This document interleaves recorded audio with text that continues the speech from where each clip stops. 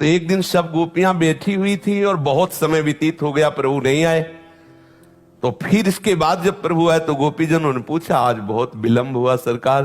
बोले, आज हमारे गुरुजी आए थे। आपके गुरुजी आए थे? बोले, हाँ, पल्ली पार यमुना के हैं। कौन गुरुजी हैं? बोले, दुर्वासा जी आए थे। भगवान संतों का आदर करते हैं। बोले, फिर तो आपके गुरुजी के दर्शन हम भी करेंगे, बहुत सूक्ष्म विषय है। बोले, हाँ, गुरुजी के दर्शन ऐसे नहीं किए जाते। अगर गुरुजनों के पास जाया जाए तो शास्त्र में भी आता है, भले वो आप दूब लेके जाइए, दूब अंकुर, कोई पत्र, कोई फल, कोई पुष्प, लेकिन खाली हाथ गुरुदेव के चरणों के समीप ना जाए, ऐसा शास्त्र आज्ञा करता है। गोपीजनों ने कहा, हम पत्र पुष्प फल क्यों ले जाएंगे, हम तो बढ़िया ले जाएंगे, गुलाब जामुन, पुआ, खीर, पूड़ी, अभी हम सब मिलकर तैयार किए।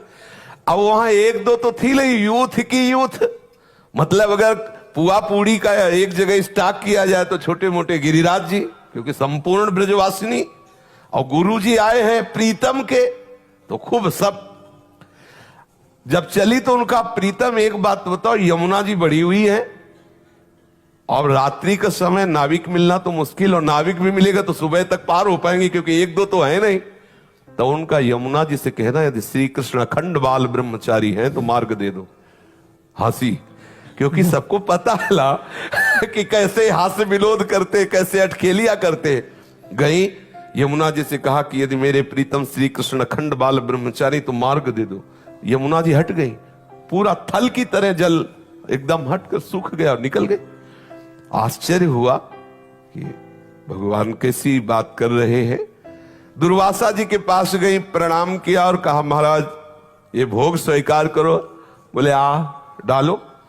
अब वो मुंह बगाड़ दिए, सब डालते, सब इतना किनका भी नहीं बचाओ, सब पहाड़ के पहाड़ और सब पा गए। प्रणाम किया, बड़े आश्चर्य में महात्मा है, शरीर हड्डी हड्डी, पेट का ही दिखाई नहीं दे रहा, चिपका हुआ, और मनो खीर पुआ सब पा गए।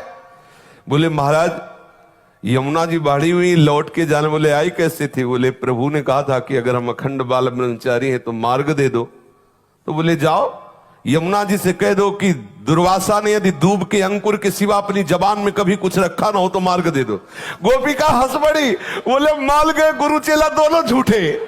वो कहते अखंड बाल ब्रह्मचारी, अभी मनोपुआ खीर खा गए, और कह रहे दुर्वासा ने दूब का रस के सिवा और कभी कुछ आहार न किया हो तो मार्ग दे दे।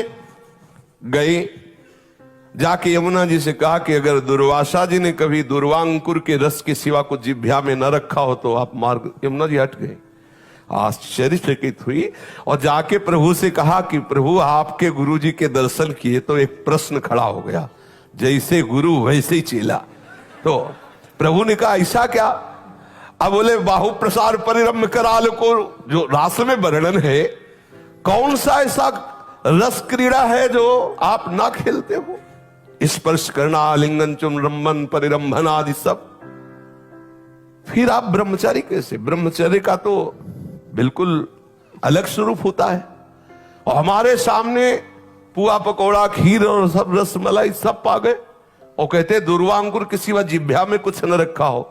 तब इसी बात को प्रभु ने बताया कि जो अहम शून्य महात्मा है, जिनका अहम पूर्ण रूप से लय हो चुका है परम तत्व में, उन्होंने नहीं पाया। तुम्हारी इच्छा थी, तुमने उनको ऐसे डाल, तो पूरे सृष्टि के मुख में जैसे जा रहा है ऐसे उनके मुख में जा रहा है। वो अहम भोक्ता बन के नहीं पा रहे, इसलिए उन्होंने नहीं पाया।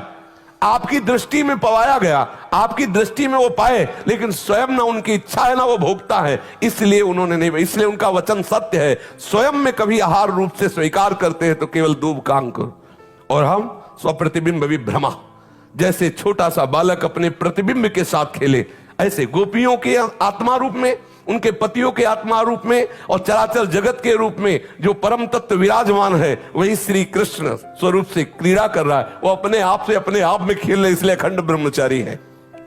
स्वप्रतिबिंब विभ्रमा, जैसे छोटा सा बालक कांच के मंदिर में अपने ही प्रतिबिंब से खेलता है, ऐसे गोपी नाम च तत्पति नाम सर्वेशाम में उच्च। गोपियों के पति और सब चराचर जगत की जो आत्मा है, वही अपने आप से अपने आप में खेल रहा है, इसलिए अखंड ब्रह्मचारी। तो हमको अपने कर्मों का फल इसलिए भोगना पड़ता है कि हम अपने कर्म मानते हैं और हम स्वयं अहम से एक शरीर में सीमित हो गए हैं, इसलिए भोक्ता बनना ही पड़ेगा, जबरदस्ती बनना पड़ेगा। यदि आप कर्ता बनेंगे और आप कुछ ना बनो तो देखते रहो जो कुछ हो रहा है, आप जीवन मुक्त हो जाओगे।